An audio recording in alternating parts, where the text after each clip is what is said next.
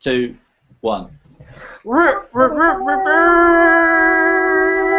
This week on the Audio Podcast, show number 72. Nobody swears, but it's a really close thing. We talk about audio in the browser. We celebrate the CD's launch in Japan and ponder whether anything exciting happened in the world of audio tech on Adam Yanch's original birthday. All this and a whole load more stuff on this week's The Audio Podcast.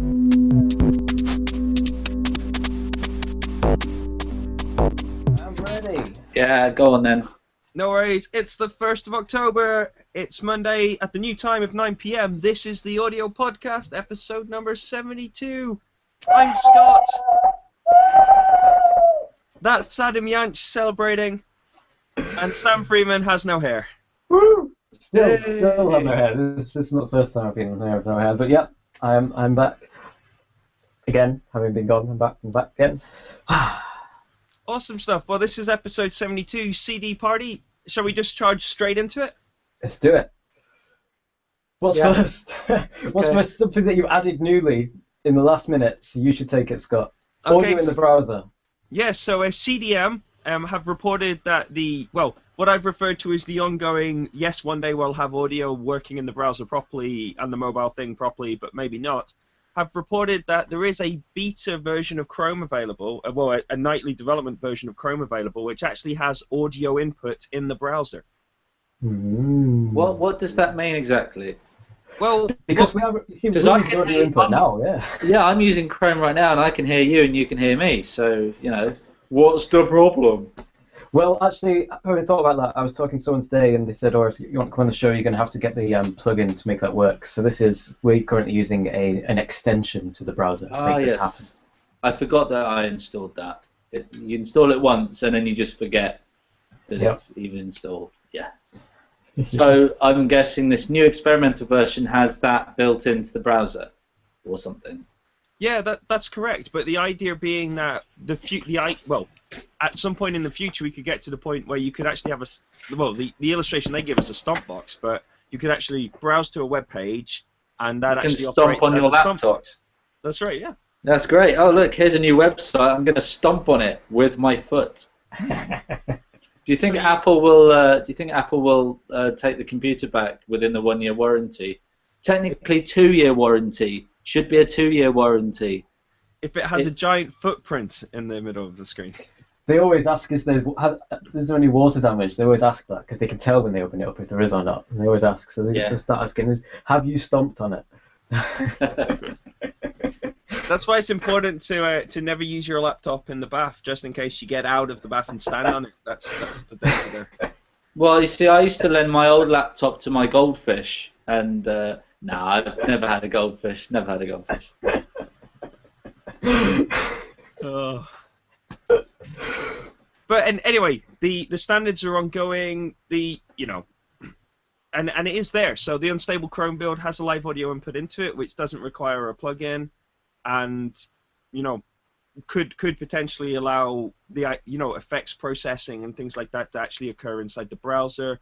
Possibly even kind of recording platforms to be fully integrated into the browser and not requiring kind of proprietary or third-party plugins into the system as well, which is really exciting, and that they're looking to get MIDI into the browser as well. And I guess it's all being driven by the kind of Google Chromebook experiment, which is kind of ongoing, but also the fact that the native application, mobile application space, and those kind of puzzles that are existing there at the moment as well. So it's kind of cool. I don't actually think it'll ever happen, to be honest. Well, This story that you've posted is quite new. So there's only been one comment response to it. So usually I would read them but not say anything. But seeing as there's only one, I'm going to point out that this person, Jory, has said that there's 25% of iOS devices have the Web Audio API, but there's still no support for that kind of thing on Android. Sorry, got nothing to do with what you were saying and asking, but that's what I was reading while you were saying it. So. Oh well, yeah, that's the mobile side of it, isn't it? Where Android is just deadened. Android is just dead in terms of audio space. There's no part of it's been built to do this kind of real-time DSP processing at all. Which, given it's built into telephones, seems a bit strange. Sure, It sure, definitely seems disappointing, would be one way of looking at it. sure, sure, sure, sure. Patrol. Shore Patrol, excellent. Moving on with the thing there. So, Shore Patrol, this is the Snow Patrol remix competition, which we mentioned a little while ago, is now live as of this afternoon. Also, Woohoo! hey. Awesome. So, the question we want to know is what do they want? What do they want, and what are you allowed to do with it? Terms and conditions. Terms and conditions apply. It's nothing that special. Apart, the thing that always strikes me about Shaw these days and their online stuff is they're very keen to point out that they are very good with your online data and they will delete stuff. So the email that I signed up for to get reminded about this, in the email it says, "We will now delete your email address for this reason. You know, you gave us your email address for this reason. We've now deleted it," kind of thing. Who are you? I don't know who we're talking to here. Sorry. So, remix competition. Do we know what the is there? What's the tune? What's the tune? Snow Patrol tune, obviously. Oh, Yeah. I was reading the terms and conditions. I'm sorry, it's completely distracting. Snow Patrol's Fallen Empires, and win amazing prizes.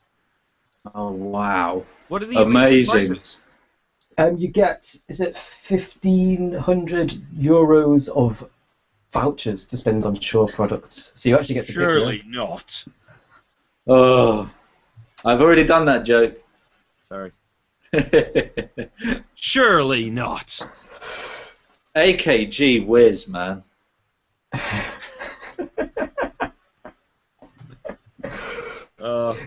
The only catch is once you upload your remix to them, you're not allowed to do anything else with it ever, apart from link to the streaming thing of which they provide. So you upload your remix, you're not allowed to do anything with it ever, apart from link to them streaming it for you. Can you set fire to it? It's a digital thing. I'd like to see you try. Are you allowed to? Are you allowed to listen to it, or are you only allowed to repost a link to it?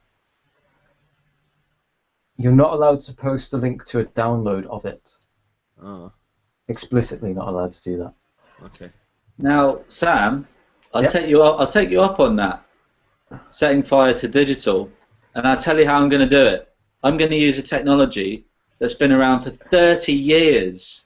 30 years, and that we still use today, and has been a significant part of the music business. Can you tell me what that technology is? 30 years ago, would you be talking about the CD player? Yes, maybe I am. Maybe I am. I'm certainly not talking about MIDI. No, not. Though we could talk about MIDI if we wanted to, but no, we're not. We're gonna talk about the compact disc, 30 years old. Is that today? It is. It's the compact disc player was launched 30 years ago today. Well, that's silly. It's like, oh, here's a player. What are you going to play on it? No. See, the compact disc itself was announced and pre-announced and kind of. Oh, like, that already speculated existed. earlier. Yes. Right. Okay. But- So there are all these discs around and nobody knew how to play them, and then they had to wait until 30 years ago, this week or today. Yep. Well, it is actually today. Yes, it is actually today. So Scott has linked to a article on techhive.com, which has, if you scroll down on it, a history of the CD, which begins in 1965 with Mr. Russell patenting the. And when did they actually settle on? So it was 1980 that they settled on the 120mm size, and then 81 when. Yeah, so there you go. So it was around a bit before the disc itself. But I guess you need to have something to play in order to build a player. That's Well, definitely chicken true. and egg, isn't it? It's chicken and egg. And That's you know definitely what? true. People like omelets. And there is an interesting aside to this that we'll be able to celebrate this 30th birthday later on next year as well. Ooh. For the 31st. No. So an interesting aside to it is that this was actually the Japan-only release because Philips, the co-developers, weren't ready. They didn't have a working device at this point, so the worldwide release was delayed to March '83. So as a consequence, in March '83, we will be able to celebrate the 30th anniversary of CDs outside of Japan. Hey Scott, weren't you born in March? In March? Yes, in March '83. I don't know if it's the same day. I'd like to. Maybe Were that's you born in March '83? that's right. Yeah. Oh wow! So you're about the same age as the first Philips CD player. I'm a year younger than that, so I'm about the same age as the first Sony portable CD player. I'm already 30, so I don't know what interesting audio tech thing happened in November 1981, but if whatever it was, that was me. That was me. So I thought it was interesting. Something I was reading about this because obviously I thought it was interesting. Something I didn't realize was that the reason we have it's 16-bit rather than 14-bit was because Philips had a 14-bit DAC that worked, and Sony didn't have any that worked. So Sony deliberately wanted it to be a different standard. So Philips would have to develop one from scratch like they were having to do, which I thought was really interesting. In the end, though, 16-bit is so much more sensible than it's like MIDI is a bit silly because actually it only uses 7 bits. It uses 8 bits, but for the actual control, it uses 7 bits, 0 to 127, and not 0 to 256.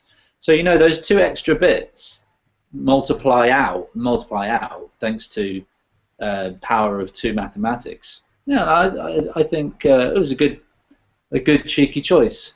I think if it was 14-bit, I'd be like, oh, it's like OCD. I don't like it because it's not a proper, like, you need 8-bit, 16-bit, or 24-bit. Well, that's with retrospects that we have that. You see, if they had just gone with the 14-bit, then we would, 30 years on, we'd be thinking different. Well, the CD might have already fallen to the next audio standard.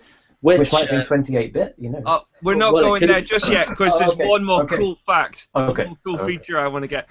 I was reading the Wikipedia page on this on the CDP 101, which was the CD player, and apparently the digital audio converters were so expensive to make, they only put one of them into this CD player, and they hadn't worked out how to do the sample and hold circuitry. So as a consequence, it did the left channel, then the right channel, left channel, then the right channel, which meant that the 2 channels were actually out of sync by approximately 11, is that picoseconds? Like the backwards U, backwards Y? That's microseconds. Sorry.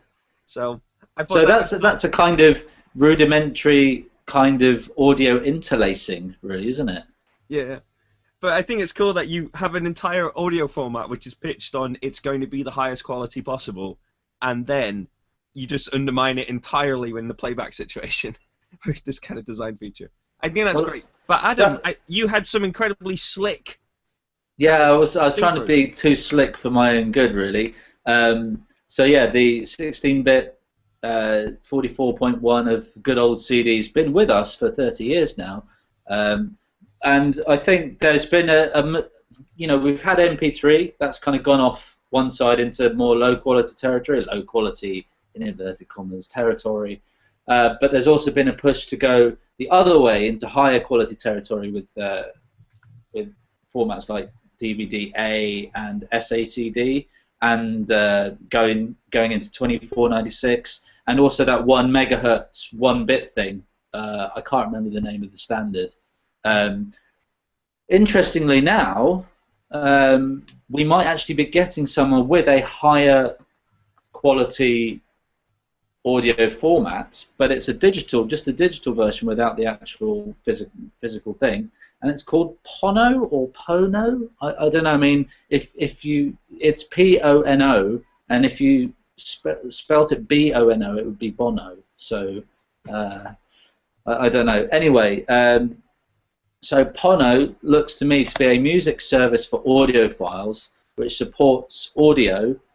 Is it of up to 192 kilohertz and 24 bits, or is it exactly 192, 24, or 24, 192, as we should say? I think, as is often the case in these scenarios, it's a little bit nebulous, that number right now. In that is what they want it to do, but obviously the people who actually control the music themselves will make that final decision as to what quality they're willing to give out. And it's been announced by Neil Young, so he must be a significant player in that. I think he's kind of been very interested in having higher quality and higher quality things available for download. And I mean, to an extent, I agree with him. I will not download music or purchase music and download it unless it's at least CD quality. I'll usually go for a FLAC, but it's got to be 16-bit 44.1. I'm not going to go and download an album in MP3 because that's like buying a very cheap car. No, that's not a very good analogy, but I see where he's coming from. I think we've got a little discussion we can have on whether 24192 is going a bit too far. It's maybe kind of too much. Well, so I was thinking about this. So the idea of 24192, obviously, that's referring to the sample rate and the bit depth, which translates into better high frequency reproduction and more levels of internal amplitude. Just like as in a very kind of overarching kind of summary of that. So I think we've got two things. First of all, if we're going to if the loudness war continues and we're going to compress everything hard and flat, then we've already, are we ever going to even hear that kind of the additional kind of bit depth in there? And then I think also the higher frequency reproduction that the 192 is going to offer us is only really going to be of use if the monitoring that we're on, be that headphones or speakers, is also capable of getting that reproduction. And I would suggest that most people listening to music on their iPod probably aren't listening on a pair of headphones which are going to make full purpose of that. And that includes the kind of £200 headphone people. I'm saying that's still not going to actually do the job. And is the iPod actually going to be technically capable of getting the best out of that 192? Of course, it goes back into the recording realm as well. Who records at 192? There will be people who do, but it's sorry if it's a bit noisy through my microphone. Everyone seems to be going out and having a great time outside my window. It's like I've up till now I've only recorded music 16/44.1 because I've known the limitations, and also maybe I know it's not going to be like a huge production or anything. I've got limited computing resources. So 16/44.1 is fine because I know that CD would be the top level, and I don't really think anyone would notice if it went up. I think in the future I might jump to 2496, but to really get the best out of it, you have to have it all the way through the chain, I would have thought. I mean, there'll be parts where there'll be, maybe through a mastering process, where having that the extra sample rate might help. Because you have to reprocess it anyway. I don't know. I mean, what do you think about that? The extra bit depth is obviously important in terms of internal calculation inside the DAW. But then most software platforms are running at 32-bit float to do that. So that's an entirely, that higher accuracy is there in terms of mix, in terms of internally on the computer in the kind of processing phase, isn't it? But then when it's being written down onto the device, written down onto a format for playback onto a kind of dedicated device or something like that, then, that's where we're seeing that. In terms of the iPod, there wasn't a lot of detail about what the actual business model or the kind of provision of the music service is going to be, but they did also demonstrate a kind of player as well, a hardware device that would play these files back, which I think is an acknowledgement that all the mobile devices out there just aren't going to do that job right now. The link, there's a picture of it on the Gizmodo link, and I can only really describe it to you as it's a kind of iPod Nano missing the scroll wheel, which looks like a Toblerone and is bright yellow. Oh, I'm gonna go and have a look at that. If you look at that link right now, that is exactly what you will think. If you were to try and describe it back to me, that is what it is. It is a yellow triangle. Oh yeah, check that. Oh and yeah. It has a couple of big buttons and like a little screen, which says the word Pono in kind of that blue kind of PSD. What do you call that when it changes color? Gradient. That's it. It's like a gradient on it. I wonder if somebody's put that on that afterwards. Why is it triangular at the back? That's really weird. No one's going to understand. I like triangles. I think triangles are great. They're probably my favorite shape, but I wouldn't use it in that context. Anyway, I guess that's a very early model, though, doesn't it? It looks like a very early mock-up to me. I can't imagine that's the thing they're going to actually produce and manufacture, put into production.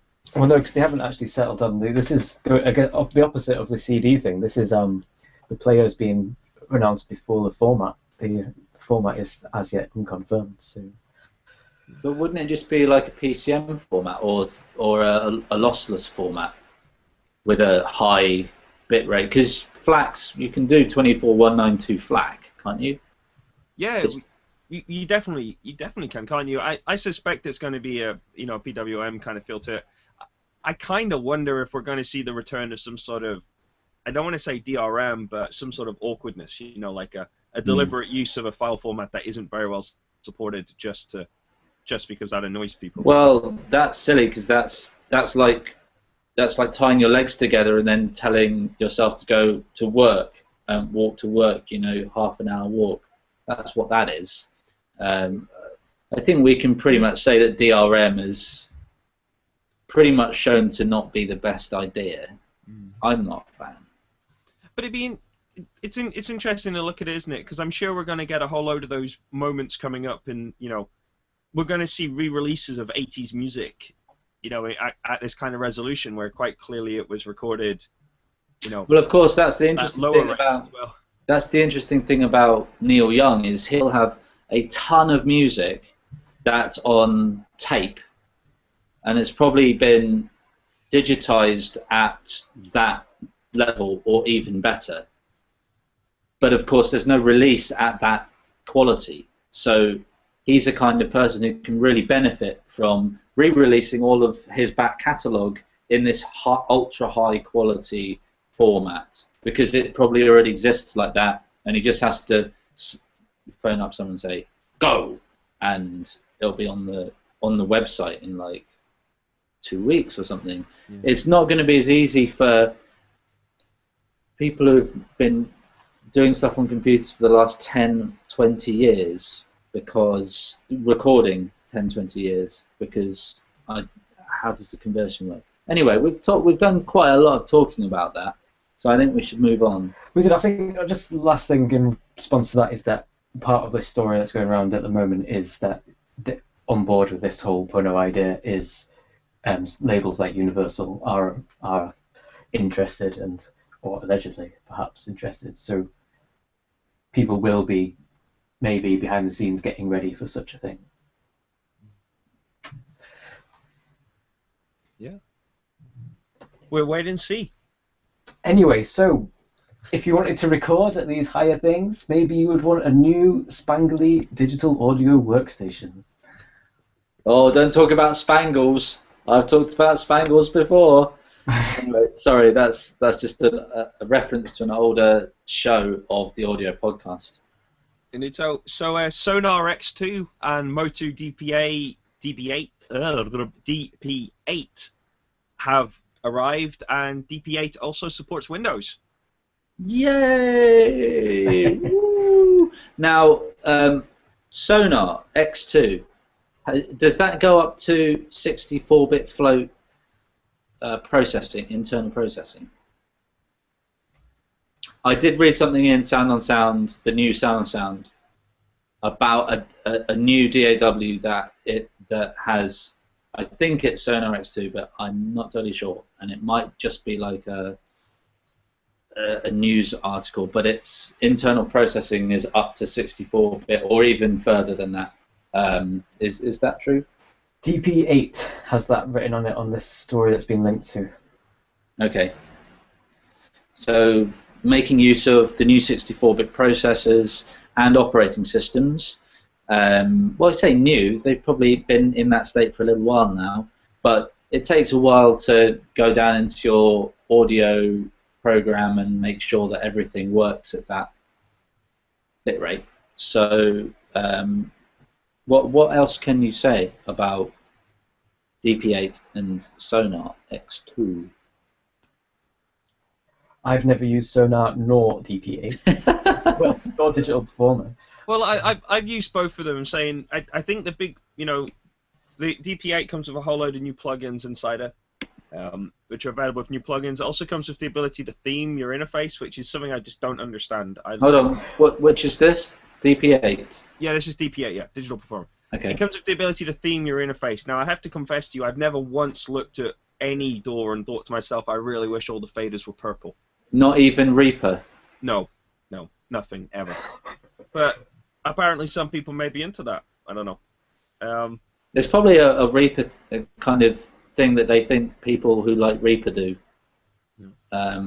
There's SoundCloud export in SonarX 2. Okay. And the RMix is inside there as part of the effects, which is Roland's kind of visual editing kind of system as well in there. It's kind of nice. DP8, well, VST and Rewire on both OS X and Windows.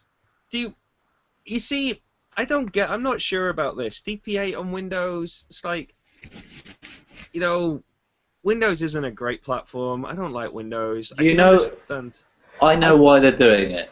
Why? I'm going to tell you why I think they're doing it. Okay, I don't know exactly why. I think it's because you can't.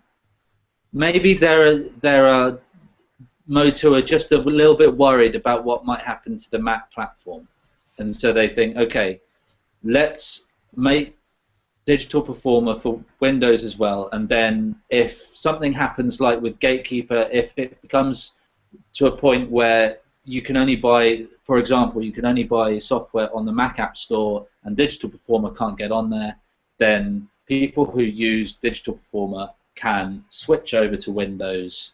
It's a safety net. That's what I think. Yeah, I think you're right, actually, because anybody who has a Mac, if that scenario was to ever play out, all they would actually need to do is go and buy a copy of Windows. Yeah. And that would move them across straight away.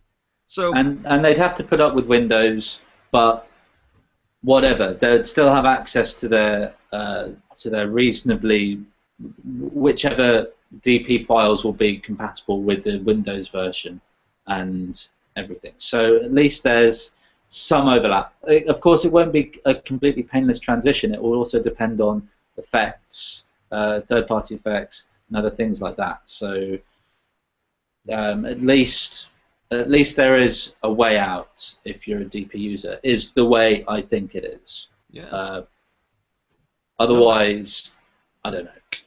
That's great choice. Something else they point out, because DPA is cross-platform now and is fully complete cross-platform.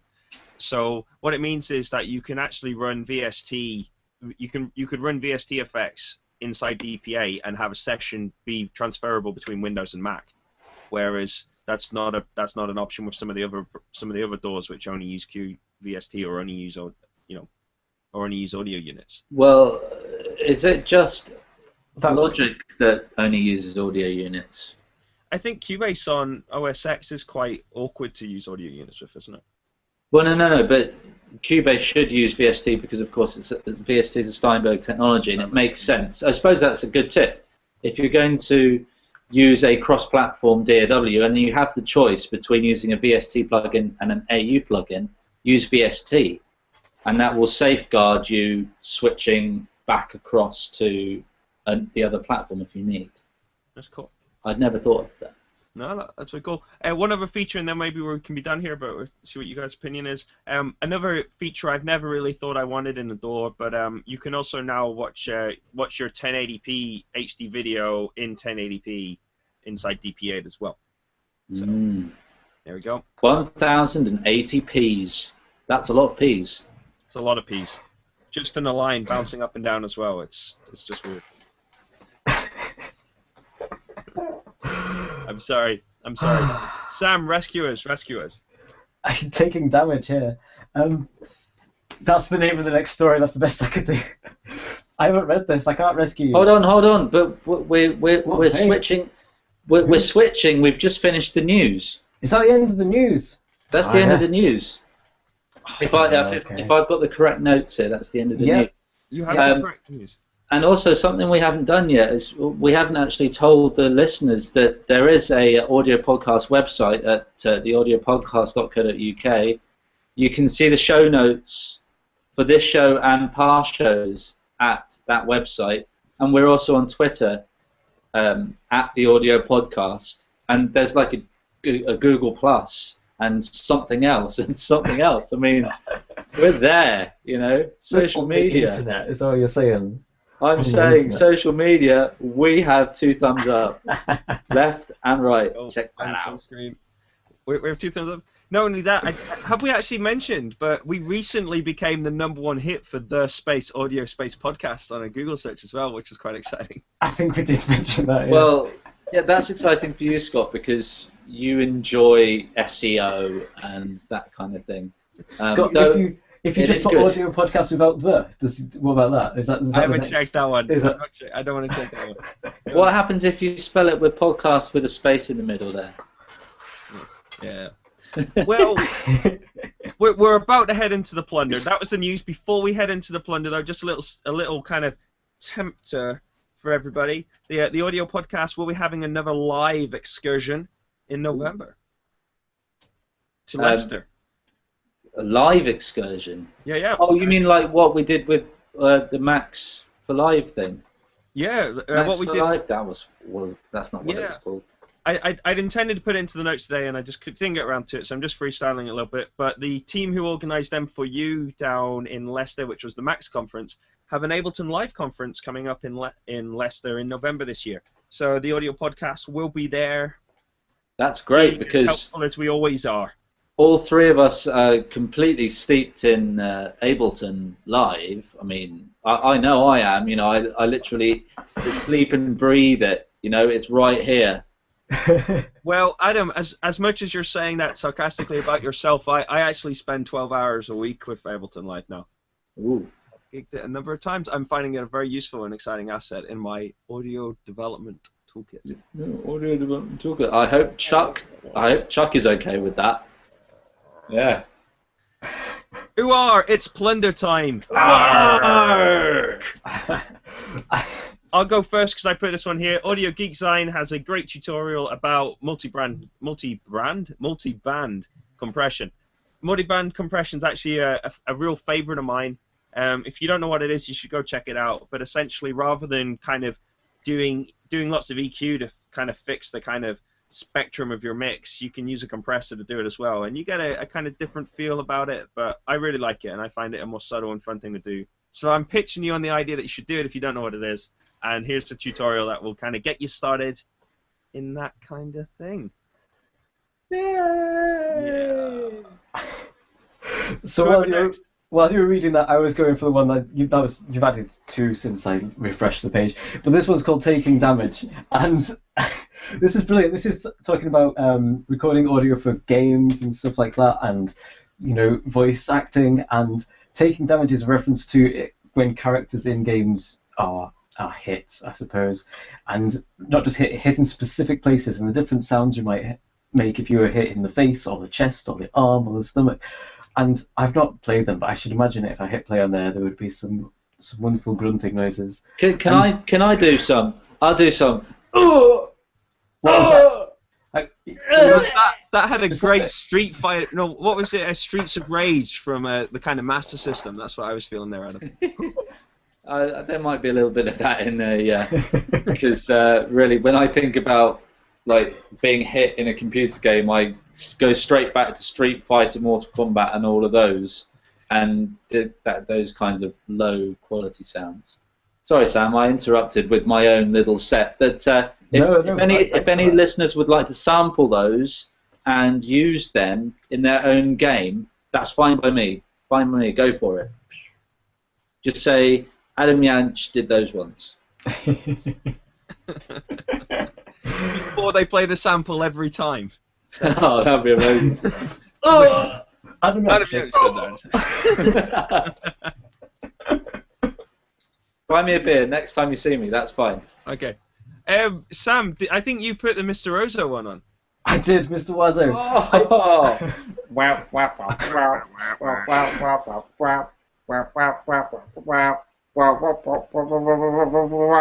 Yeah, that one. Is it him? So it is him, and he's got a... We're still going to get a takedown request because of that, Adam. Oh. This alright, we can trade it for hit noises. Am I still on? Did my mic Yeah, turn you're down yet? still there, Okay. so we're good, you're good. Okay. I was less enamored with this website when I saw it today. When I first came across this, I thought it was wonderful, but today it annoyed me a bit. But that's Mr. Wazza for you. But he's got an EP. The EP is great, and you can download it for free through the website. So, ooh. I like free music, and I'm going to go and do that. Yeah, it's many a track. It's an EP. I think it totals about 17 minutes when you play them all or something. It's good. Excellent. Good stuff. And you Now can the listen last- online first. The last plunder, I think I'm well, no, I'm totally responsible for. No, I'm only half responsible for it because I posted it in Facebook, and obviously Scott picked it up. Though actually, Scott, you probably follow the chap who originally Yes. posted it, so you would have probably seen it anyway. Well, what it is? Well, it's Will. We'll just say Will. We're grateful to It's Will. Oh, Who will know who he is to us definitely. if he hears. I am always grateful to Will. Awesome guy. Based in Frome, Somerset. Audio technician. Anyway, so the post is basically a very hilarious for sale poster. Careful. For sale poster for for an Mbox Pro. I'm not going. We'll lose our special clean status if I really say anything from it. So just go to the website, go to theaudiopodcast.co.uk, show 72, last item on the list there, and have a look at it. Let me just have a. No, don't look at it. I've just taken it off my screen because the temptation to read bits is just overwhelming. I'm going to read one bit, and I'm going to filter out the rudeness. So this is within the main body, and it says, you're going to need a wrist splint from all of the high fives your friends are going to give you when you plug this into your computer. It's basically, they're just trying to big up an Mbox Pro and try and get someone to buy it. But it's just genius. You know, I can't do it justice here in audio and without the swear words. Yes, no. I thought that was fantastic. There's since been a few others that I do wonder if we might have to start kind of cataloguing these because I've seen some great ones recently. A little archive. Yeah, a little archive of fun pictures. But that's it all. Did we say the name of the? Did we say Randy Coppinger? Randy Coppinger is the name of the guy who was doing the Taking Damage. I don't think we ever said it on the show. So sorry. Just mentioned that. No, that's all right. I just, my little thing just said. What's that? What? Huh? That was his name. The guy who was doing the Taking Damage sound effects. And there's a wonderful picture of presumably him being kicked in the stomach by a small child. Is there? There is. I think he has as much fun at work as we do. I'm telling you, listeners, the Audio Podcast website is full of gems this week. You have to go there. You know who he looks like? He looks like Tom Green, the comedian, actor, both of those words in double quote marks. Yeah, definitely head to the audiopodcast.co.uk, show 72, and have a look at some of the plunder items, web links. They're very funny. They're very good. That's Anyway. fantastic stuff. Well, for this show, I've been Scott Hewitt. I'm Samuel Freeman. And I have been Grant Ledger, but next week I should have returned back to being Adam Yanch. Hooray! Goodbye. Yay. Yay.